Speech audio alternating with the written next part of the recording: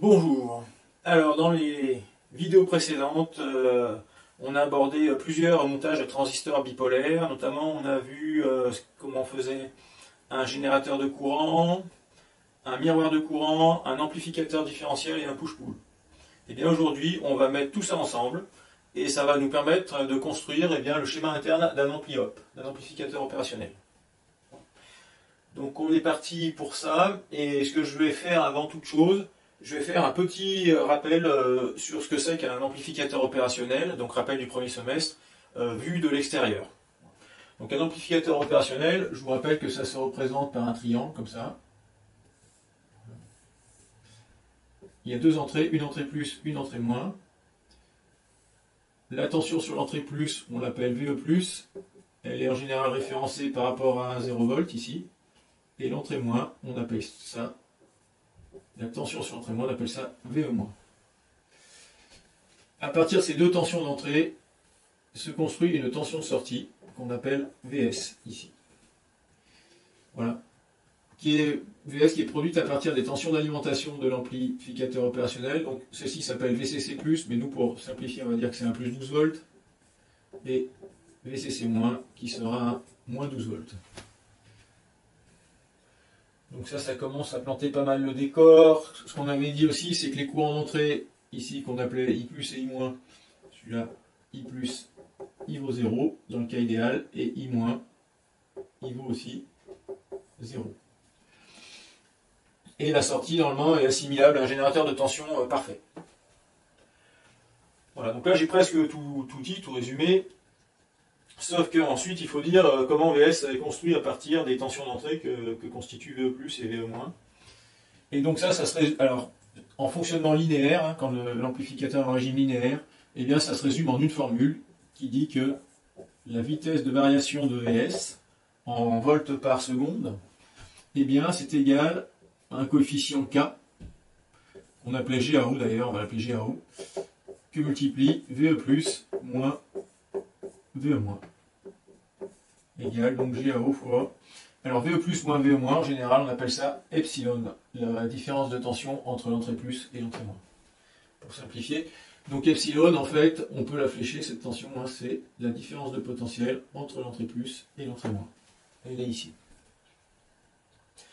Donc nous, ce qu'on veut faire maintenant, eh bien, c'est construire un circuit à transistor, puisqu'en fait, on est dans le cours sur le transistor bipolaire, qui va réaliser cette fonction-là, c'est-à-dire tout ça.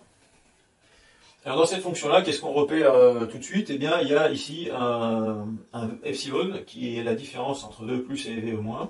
Et ça, on a vu dans les exercices précédents que pour le construire, ce VE+ moins VE-, eh bien, on peut faire ça avec l'amplificateur différentiel à transistor. Donc très naturellement, notre amplificateur opérationnel, eh bien, sur son entrée ici, on va trouver un amplificateur différentiel que je vais dessiner là. Donc je rappelle le schéma. Hein. Donc l'amplificateur différentiel, on a un transistor comme ça, un premier transistor NPN, pardon. On pourra en faire un avec des transistors PNP. Hein, mais on va regarder celui de l'exercice. Comme ça. Comme ça. En face, on va mettre un autre transistor NPN. Donc normalement, les transistors sont censés être identiques, ou très proches l'un de l'autre en caractéristiques. Voilà. Les deux collecteurs, là, on va les relier à un rail de tension d'alimentation qui va être le plus 12 volts. Donc ça, c'est du plus 12. Et ensuite, pour polariser cet amplificateur différentiel, eh bien, on va mettre ici une source de courant de valeur I0. Et puis, cette source de courant, on va la raccrocher au plus bas des potentiels du circuit. Et donc, a priori, avec une alim en plus 12, moins 12, le plus bas des potentiels, ici, ça sera le moins 12 volts. Alors, pourquoi on la raccroche au plus bas des potentiels? Parce que cette source de courant, à terme, elle sera faite avec un transistor, et ça sera une source de courant passive. C'est-à-dire, elle ne peut que laisser couler le courant à travers elle. Voilà. Et on va garder les mêmes valeurs que dans l'exercice qu'on a fait précédemment. Donc, on se mettra un I0 à 2 mA. Les tensions d'entrée, ici, pour le moment, on va les appeler VE1 et VE2. On ne sait pas laquelle de ces deux tensions va être VE+, et laquelle sera VE-. Pour le moment, on ne sait pas. Alors, qu'est-ce qu'on sait sur ce genre de circuit qu'on a déjà pas mal étudié? Eh bien, on sait que le courant, par exemple, qui circule dans ce transistor-là, eh bien, il va dépendre de l'écart de tension entre VE+, entre VE1 et VE2. Et cet écart de tension entre VE1 et VE2, c'est ce qu'on va appeler epsilon aussi ici. Donc ça, c'est ce qu'on a vu. Alors, il va dépendre, et bon, déjà, quand les deux tensions sont égales, donc epsilon vaut 0, on sait que les deux transistors, ici, vont se répartir équitablement les 2 mA qui coulent ici. Donc il y aura 1 mA là et 1 mA là. Donc ce courant-là, que je vais appeler I1, eh bien, on sait qu'il sera égal à 1 mA plus quelque chose qui est proportionnel à VE1 moins VE2, que je vais déjà appeler epsilon. Hein. Et ce epsilon, et la constante de proportionnalité, on l'a démontré, c'est 1 sur 2R, c'est-à-dire epsilon que multiplie 1 sur 2R, donc R et R, ce sont les valeurs de ces deux résistances, hein, qui sont d'égale valeur. Et si on veut être tout à fait précis, eh bien normalement, il ne faudrait pas mettre simplement R ici, mais il faudrait tenir compte de la résistance dynamique des diodes bas émetteurs de ces transistors, qui peuvent en fait être considérés comme des transistors qui ont une diode à seuil à l'interne en série avec la résistance dynamique de la diode. Donc voilà, si on voulait être plus précis, au lieu d'écrire R ici, eh bien on mettrait R plus RD, la résistance dynamique. Voilà, donc pour alléger l'écriture, on va dire pour le moment je néglige la résistance dynamique. Mais si vous voulez être plus précis, il n'y a pas de souci, il suffit de la rajouter là-dedans. Alors une fois qu'on a construit déjà le epsilon, quelque part, eh bien il faut... maintenant l'idée c'est de construire une tension qui va varier en fonction de epsilon, dont la vitesse de variation va dépendre de epsilon. Et pour faire ça, on va utiliser le condensateur qui va bien, hein, puisqu'on a une sortie, c'est un courant ça. Et bien en fait, on s'aperçoit que bon, si on enlève le 1 mA, il suffit d'injecter ce courant dans un condensateur. Et le condensateur, il est typiquement, c'est typiquement sa façon de réagir, un condensateur, parce que dans un condensateur, la vitesse de variation de la tension au bord du condensateur, c'est justement égal, enfin proportionnel, au courant dans le condensateur divisé par la valeur du condensateur. Donc c'est ce qu'on va faire maintenant.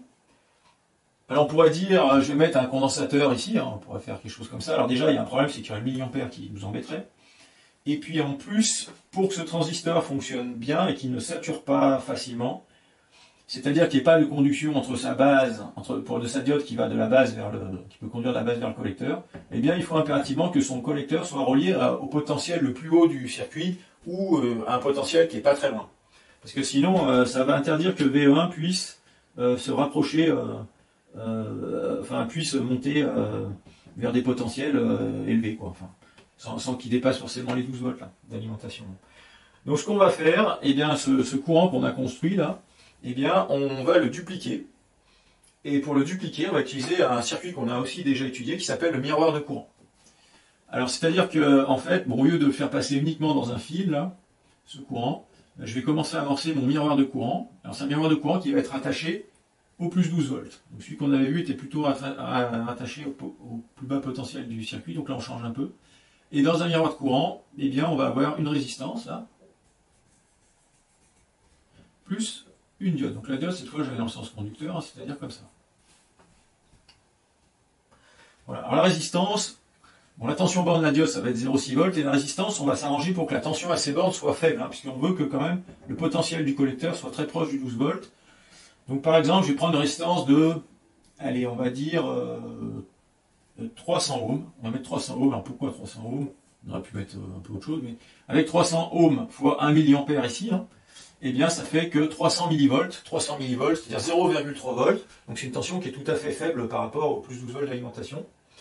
Donc finalement, le potentiel du collecteur va se retrouver à 12 volts, moins 0,3 volts, moins 0,6 volts. Allez, il sera à peu près à 11 volts. Là.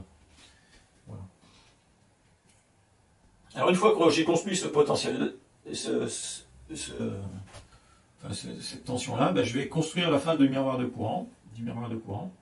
Alors comme il est rattaché, ce miroir de courant, eh bien, à un plus d'alimentation, pour le construire, je vais avoir besoin d'un transistor PNP, contrairement à ce qu'on avait fait dans l'exercice. Donc là, je mets un transistor PNP. Voilà, et si je veux donc que le courant qui ressort ici soit égal, allez, on va prendre égal à I1, Donc là, on va retrouver I1, c'est-à-dire I1 égale 1 mA plus epsilon sur 2R. Eh bien, il suffit de prendre cette résistance égale à celle qui est en face, c'est-à-dire on remet 300 ohms. Voilà, et ce courant-là, je vais l'injecter dans un condensateur cette fois. Alors, je pars comme ça, et je vais mettre le condensateur, alors je décale parce que je vais rajouter quelque chose après. Donc je mets là. Je mets le condensateur, et ce condensateur, ensuite, je le relie au 0 V d'alimentation dans un premier temps. Alors, si je fais ça, j'ai la tension borne du condensateur, bon, ça ne me sert pas à grand chose. Je préfère avoir un peu plus de place là. Voilà, la tension ici, on va l'appeler UC. Celui-là, c'est toujours VE2. Alors, cette tension UC, c'est pas encore tout à fait ce que je veux, parce que j'ai le fameux milliampère là, qui est de trop. Moi, j'aimerais simplement que le courant qui est injecté dans UC, ça soit juste epsilon sur 2R. Donc ça, c'est pas très compliqué à modifier. Il suffit que je rajoute ici une source de courant, qui sera une source de courant passive aussi, et bien, qui va aspirer le milliampère de trop qui est à ce niveau-là. Donc je vais faire une source de courant de 1 mA.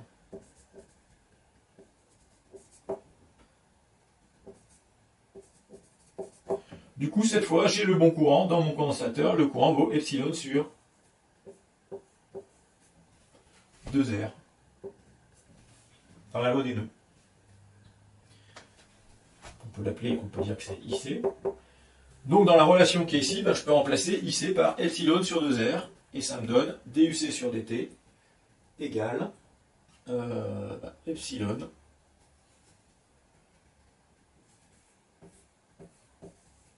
sur 2RC. Et bien là, c'est magique, parce que j'obtiens une relation qui est quasiment celle-là. Je ne sais pas si vous voyez là. Qu'est-ce qui manque pour que cette relation, celle-ci, soit vraiment corresponde à celle-ci? Il suffit juste que UC devienne égal à VS, la tension de sortie de l'amplificateur opérationnel. Une façon simple de faire ça, eh bien, c'est de décréter qu'ici, c'est la sortie de l'amplificateur opérationnel. Comme ça, on a un peu plus de distance. Voilà. Et donc, comme ça, on a UC égale VS, et ça nous fait bien, ici, dVS sur dt égale epsilon sur 2RC. Et donc, par identification, eh bien, on voit que GAO, qui est ici, dans la relation, voilà, eh bien, il correspond à 1 sur 2RC, ce qui multiplie le epsilon ici. Donc, on fait correspondre les deux, et on obtient une première relation très intéressante qui dit que le GAO de l'amplificateur opérationnel qu'on est en train de construire, il va être égal à epsilon sur... non, le GAO, il n'y a plus d'epsilon, il vaut 1 sur 2RC.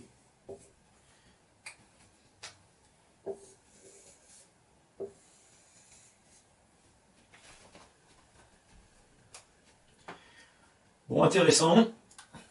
Seulement, il y a encore un petit problème avec ce genre d'amplificateur, c'est que normalement, tout ça, ça va bien fonctionner à condition que le courant qui est prélevé sur la sortie, il soit nul. Parce que si le courant est non nul, eh bien, ce courant de sortie va être sorti de ce nœud, et si on sort du nœud, eh bien, le courant qui va dans le condensateur ne sera plus égal à epsilon sur 2R.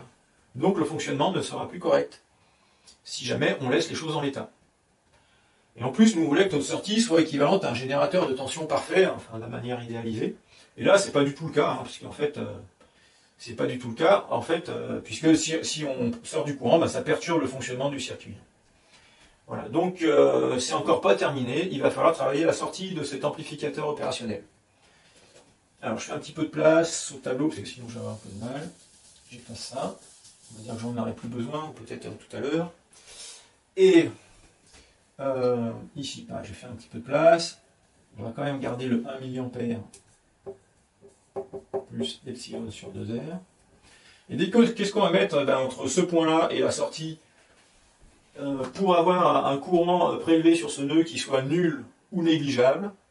Et bien c'est là qu'on va utiliser le fameux push-pull, ou les transistors en montée en émetteur suiveur ou en collecteur commun.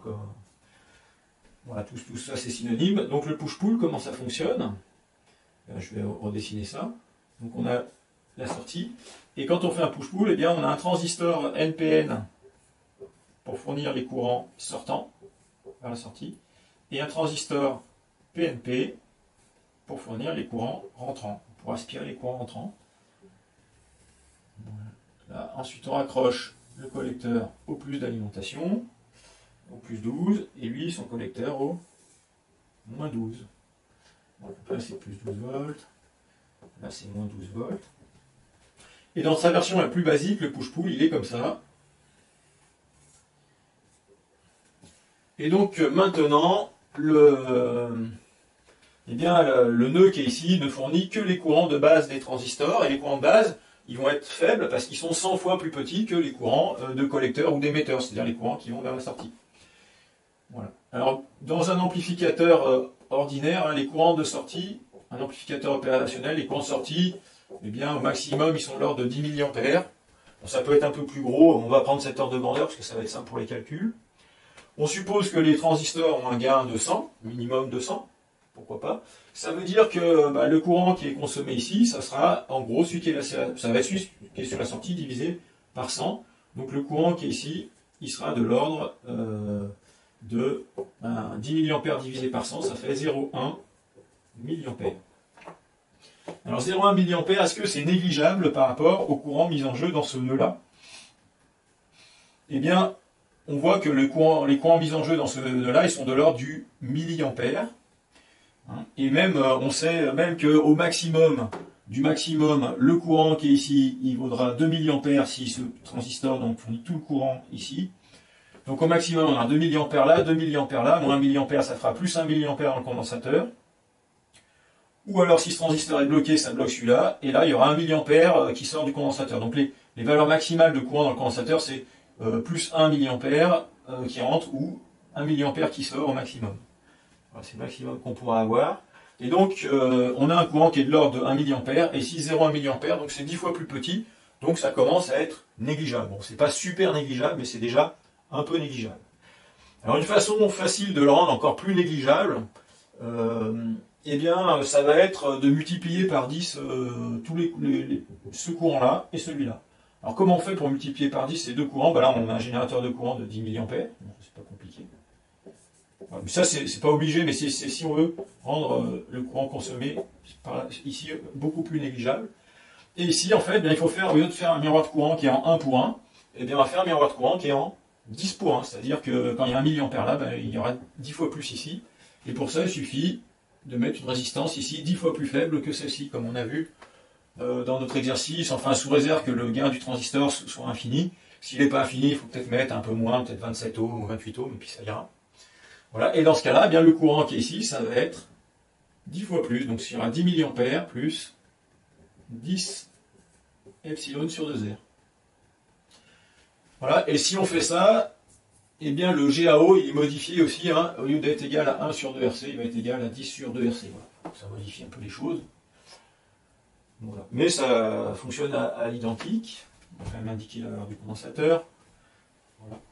Et donc, dans ce cas-là, le courant de base du transistor devient vraiment négligeable. Voilà. Alors, avant d'aller plus loin, on va quand même régler le problème de ce push-pull hein, qui pose encore problème parce qu'il est ultra basique. Et comme il est ultra basique, eh bien, il est sujet à la distorsion de croisement. Parce que selon que le courant sorte ici, eh bien, VS sera égal à UC moins 0,6 volts. Et si le courant rentre, si j'ai un courant qui est aspiré, eh bien, ça va être l'inverse, c'est-à-dire que VS sera égal à UC plus 0,6 volts, enfin donc il y a la fameuse distorsion de croisement. Donc on va éradiquer cette distorsion de croisement. Et pour éradiquer la distorsion de croisement, je vous rappelle que l'idée, c'est de mettre ici deux générateurs de courant, de 0,6 volts chacun. Pourquoi 0,6 volts? Parce que ça va compenser les VBE des deux transistors. Voilà, parce que cette fois, si on regarde, ici on a le potentiel UC. Ensuite, quand je vais là, j'ai UC plus 0,6, et si ce transistor conduit, eh bien, je perds 0,6 volts, donc je me retrouve avec UC plus 0,6 moins 0,6, ça fait VS, j'ai bien VS égale UC.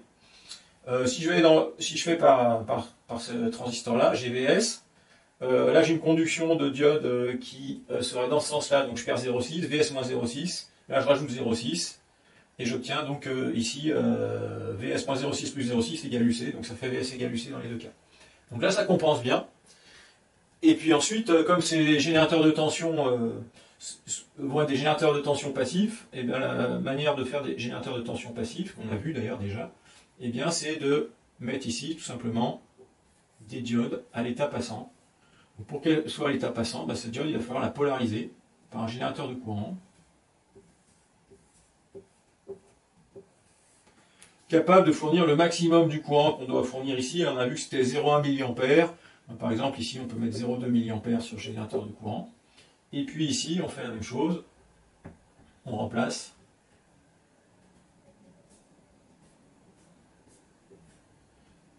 par un générateur de courant.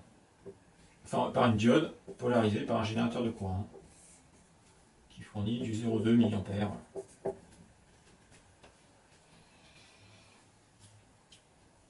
Voilà, donc là, on obtient un push-pull dont la distorsion de croisement est théoriquement éradiquée. Alors, on verra que ça pose encore des petits problèmes, ce montage-là, mais on verra ça dans un deuxième temps. Alors, ce qu'on va faire quand même, donc ça pourrait fonctionner, mais en fait, c'est un peu idiot de faire ce circuit-là.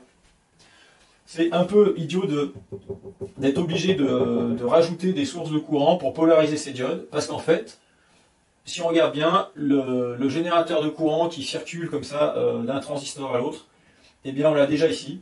Enfin, ça c'est une source de courant qui débite dans celle-ci. Et quand on est au repos, c'est-à-dire quand epsilon vaut 0, il y a même 10 mA qui s'échangent là entre les deux. Eh bien autant utiliser ces 10 mA à changer entre les sources de courant pour polariser les fameuses diodes. Donc en fait, on va pouvoir simplifier très fortement ce circuit. Alors je fais un peu de place, je réécrirai un peu après. Ça j'efface. Alors vous allez voir les simplifications, ça on efface, ça disparaît. Les diodes, je ne les mets pas là. Voilà, ça j'en ai plus besoin, on efface. Et les diodes, je vais me les mettre ici. Je vais en mettre une là et une là.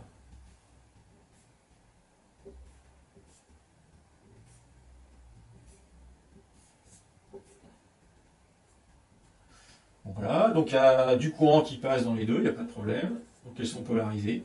Et ensuite, je relie directement les bases de mes transistors sur les diodes. Voilà. Et celui-là, pareil.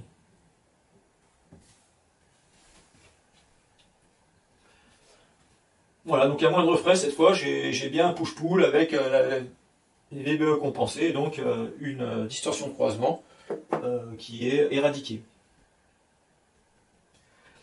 Alors, qu'est-ce qu'on va faire comme dernière petite simplification? Alors, c'est pas vraiment une simplification ce que je vais faire. C'est donc ça, ce circuit, ça fonctionne, il n'y a pas de souci. Mais il se trouve que pour fonctionner, cet amplificateur opérationnel, il aurait besoin d'avoir un condensateur relié au 0 V. Là. Et les fabricants d'amplificateurs opérationnels n'aiment pas ça, ils n'aiment pas rajouter une connexion de 0 V qui irait sur l'ampli. Ils préfèrent un ampli op qui a comme connexion simplement le plus 12 et le moins 12 pour les alimentations, et puis les deux entrées et la sortie. Alors, que vont faire les constructeurs pour éviter d'avoir une connexion du 0 V? Eh bien, au lieu de relier le condensateur C au 0 V, ils vont le relier à un autre potentiel. Alors, il faut que ce soit un potentiel fixe. Mais bon, ils vont aller chercher par exemple le moins 12 volts, qui est un potentiel fixe. Alors, dans ce cas-là, eh bien, au lieu d'avoir VS égale UC, comme on avait précédemment, voilà. Eh bien, qu'est-ce que ça change? Le UC, si on fait la louche là, au lieu d'être relié au 0, il est relié au moins 12. Donc la tension bande du condensateur, elle devient plus grande de 12 volts. C'est-à-dire que UC, c'est égal à VS plus 12 volts. Alors on peut aussi l'obtenir en faisant une loi des mailles, et ce truc-là, hein, on fait une maille comme ça, donc là on a UC, plus 0,6 moins 0,6 égale VS, et puis pour fermer la maille, il faut rajouter cette tension qui vaut 12 volts, donc égale VS plus 12 volts. Donc on retrouve UC égale VS plus 12 volts. Et une fois qu'on est là, on dérive de chaque côté par rapport au temps, et on obtient que la dérivée de ce côté, ça fait dVS sur dt, égale à DUC sur dt. Le 12 volts, il a sauté, puisque quand on dérive une constante, ça fait 0. Et donc, les variations de VS et les variations de UC, c'est la même chose. Et les variations de UC, c'est toujours égal à IC sur C. Hein. Et IC sur C, eh bien, c'est égal à epsilon sur 2RC.